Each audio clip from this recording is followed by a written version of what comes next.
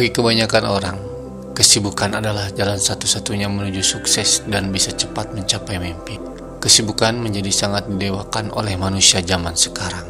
Tapi, ternyata kesibukan bukan berarti menjamin kesuksesan. Ada perbedaan yang sangat signifikan antara sibuk dan produktif. Kita harus belajar bahwa citra sibuk yang melekat pada diri kita seringkali membuat orang melihat kita tidak punya waktu untuk diri sendiri atau kehidupan sosial secara keseluruhan. Manusia butuh ruang sendiri untuk berkontemplasi atau sekedar bernapas tanpa berpikir apa-apa. Bagaimanapun, juga kita manusia, bukan robot.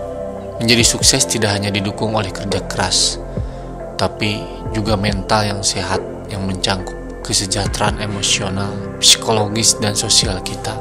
Kesehatan mental mempengaruhi cara kita berpikir, merasakan, dan bertindak, sehingga kita bisa menangani stres, berhubungan baik dengan orang lain, dan bisa membuat pilihan.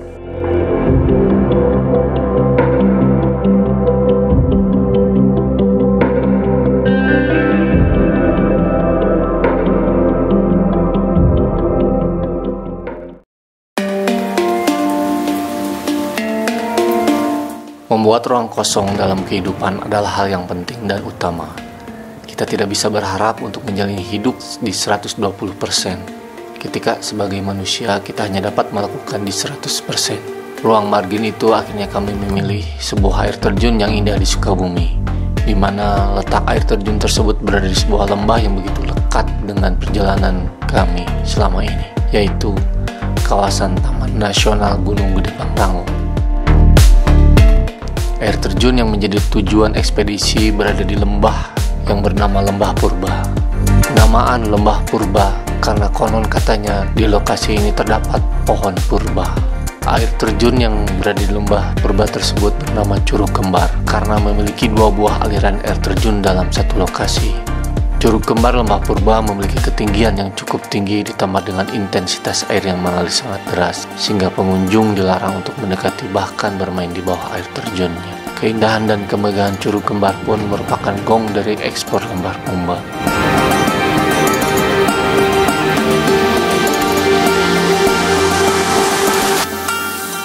Kenapa ini disebut Lembah Purba, Pak RT? Lembah Purba itu jarang terus orang dikunjungi orang ini. Tapi yang bisa dikunjungi orang ini orang-orang yang mampu, stamina yang kuat.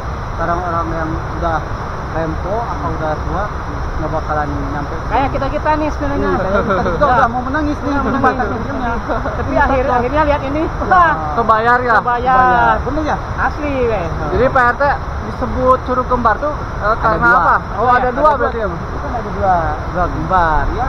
Jadi yang satu kiri, yang satu kanan. Ya. Ye, Rinan. Kiri kanan. Kira-kira Pak RT ini berapa meter? Ini berapa meter ya? Ada 200 meter? Enggak kayaknya ya, kalau 200. 150 lah paling. 150 ya ketinggian. 150 ya. Karena dilihat dari ini dari bawah ya, itu udah 150-an tingginya. Ya. Ini kembar karena ada dua. Kembar itu ada dua. Ini bukan kembar jalan airnya bukan. Jadi kembarnya ada dua. Ini ada dua. Ada dua. Di Lembah Purba ini kita seakan masuk ke masa lampau, sehingga Lembah Purba ini sering disebut Jurassic Park-nya Indonesia. Selain itu, cerita mistis juga tidak luput terdengar di balik keindahan Curug Kembar. Konon, Curug Kembar ini merupakan tempat pembuangan orang-orang yang tidak diterima oleh bumi, di mana suatu ketika terdapat kebau sebuah batang pisang yang biasa digunakan dalam ritual pemakaman mayat. Gebok tersebut terbujur di salah satu sudut air terjun. Keberadaan gebok tersebut seringkali dianggap penjelmaan orang-orang yang tidak diterima oleh bumi oleh warga sekitar. Kisah misteri Curug Kembar lainnya, yaitu karena masih dalam kawasan Gunung Gede Pangrango. Curug Kembar masih dalam area kerajaan gaib yang dipimpin oleh Eyang Haji Surya Kencana. Eyang Haji Surya Kencana seringkali diidentikan dengan Gunung Gede, tepatnya bagian dari sejarah alun-alun Surya Kencana. Hal ini tidak terlepas cerita legenda yang berkembang di masyarakat yang sudah diyakini secara turun-temurun.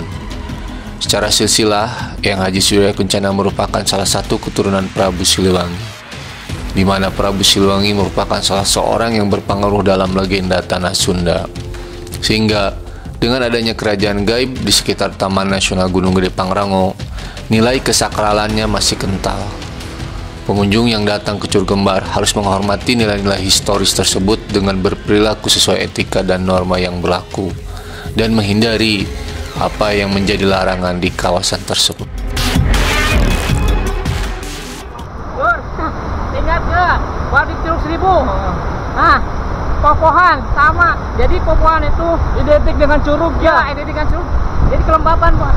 Kelembaban, Lur. Jadi dia tumbuh di hawa yang dingin Hawa ya. yang dingin, Lur. Ke sini tuh. Ke sini tuh. Licin Lur. Tinggal bawa sambal aja. Jadi di sini harus hati-hati Lur. Lihat dulu.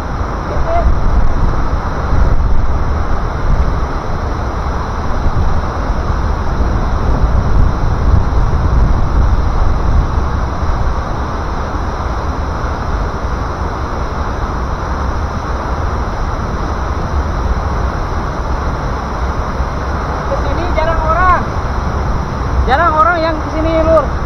Ininya juga pasti gini tuh. Pasti begini. Waduh, subhanallah. Gimana perasaannya? Aduh.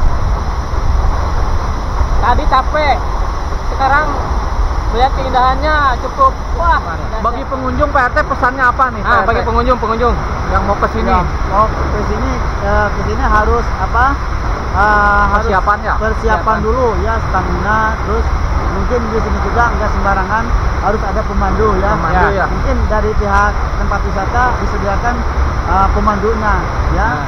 Jadi untuk ada pemandu kita akan lebih mudah ya, akan lebih mudah sampai dan untuk keamanan ya. keamanannya gitu.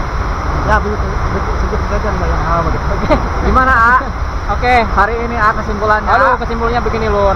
Jadi tempat wisata Situ Gunung ini ternyata selain Curug Sawer ada juga Curug Kembar ini. Cuma begini, untuk dulu semua yang mungkin nanti akan mengunjungi Curug Kembar, tetap harus hati-hati, waspada, berdoa, itulah ya, jaga kebersihan.